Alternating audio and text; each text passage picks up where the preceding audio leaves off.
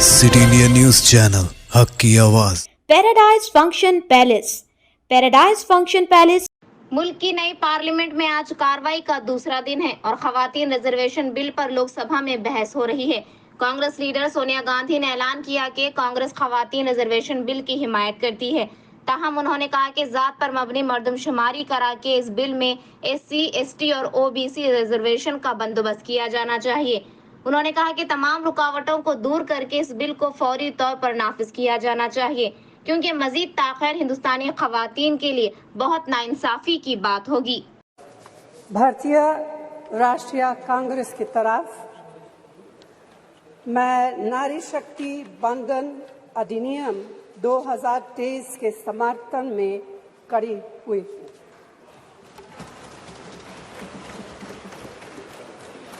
धुएं से भरी हुई रसोई से लेकर रोशनी से जगमगाती हुई स्टेडियम तक भारत की स्त्री का सफर बहुत लंबा है, लेकिन आखिरकार उसने मंजिल को छू लिया है।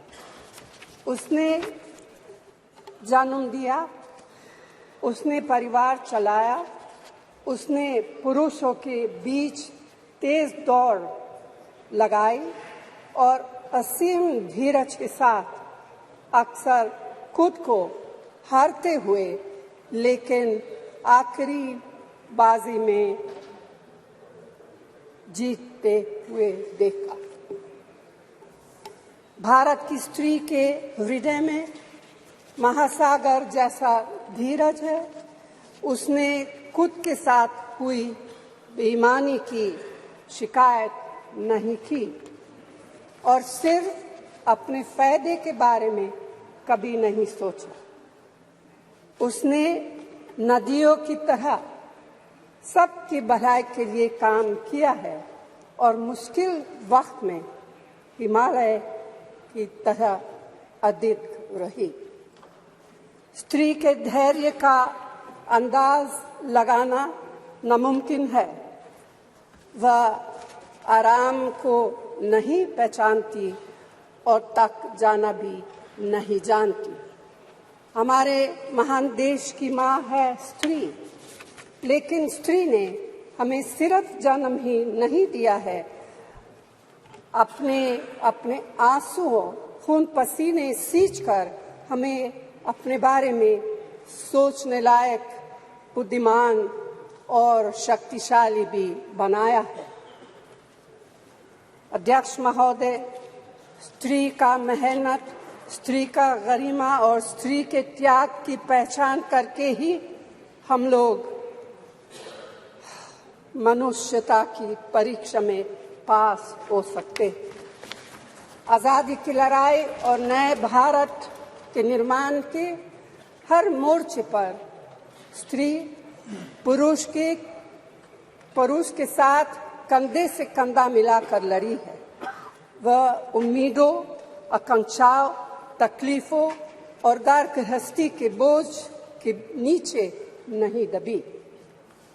सरोजिनी नायडू, सुचेता कृपलानी, अरुणा असफ अली, विजयलक्ष्मी पंडित, राजकुमारी अमृत कौर और उनके साथ तमाम लाखों महिलाएं से लेकर आज की तारीख तक स्त्री ने कठिन समय में हर बार महात्मा गांधी, पंडित जवाहरलाल नेहरू, सरदार पटेल, बाबा साहब अम्बेडकर और मौलाना आजाद के सपनों को जमीन पर उतार कर दिखाया है। इंदिरा गांधी जी का व्यक्तित्व इस सिलसिले में एक बहुत ही रोशन और जिंदा मिसाल है। अध्यक्ष महोदय, खुद मेरी जिंदगी का यह बहुत मार्मिक क्षण है। पहली दफा स्थानीय निकायों में स्त्री की भागीदारी तय करने वाला संविधान संशोधन मेरे जीवन साथी राजीव गांधी जी ही लाए थे। उन्होंने लाए थे, जो राज्यसभा में 7 वोटों से गिर गया था। बाद में प्रधानमंत्री पीवी नरसिम्हा राव जी के नेतृत्व में कांग्रेस सरकार ने ही उसे पारित कराया। आज उसी का नतीजा है कि देश भर के स्थानीय निकायों के जरिए हमारे पास 15 लाख चुनी हुई महिला नेता है। राजीव गांधी जी का सपना अभी तक आधा ही पूरा हुआ है। इस बिल के पारित होने के साथ ही वह पूरा होगा। अध्यक्ष महोदय, कांग्रेस पार्टी इस बिल का समर्थन करती है। हमें इस बिल के पास होने से खुशी है, मगर इसके साथ साथ एक चिंता भी है। मैं एक सवाल पूछना चाहती हूँ। पिछले 13 वर्षों से भारतीय स्त्रियां अपनी राजनीतिक जिम्मेदारी का इंतजार कर रही हैं और अब उन्हें कुछ वर्ष और इंतजार करने के लिए कहा जा रहा है। कितने वर्ष? 2 वर्ष, 4 वर्ष, 6 वर्ष, 8 वर्ष? क्या भारत की स्त्रियों के साथ बर्ताव उचित है? भारतीय राष्ट्रीय कांग्रेस की मांग है कि यह बिल फौरन अमल में लाया जाए, लेकिन इसके साथ ही कास्ट सेंसस कराकर schedule caste, schedule tribe, OBCs की महिलाओं के आरक्षण की व्यवस्था की गई। सरकार को इसे साकार करने के लिए भी जो कदम उठाने की जरूरत है वह उठाने ही चाहिए।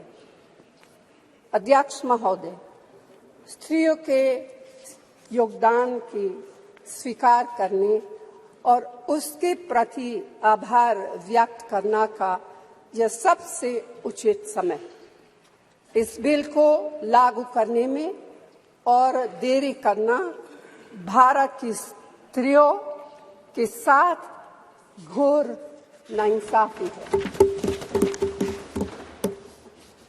भारतीय राष्ट्रीय कांग्रेस की तरफ से मैं आपके द्वारा सरकार से मांग करती हूं कि नारी शक्ति बंधन अधिनियम 2023 को उसके रास्ते की सारी रुकावटों को दूर करते हुए जल्दी से जल्दी लागू किया जाए।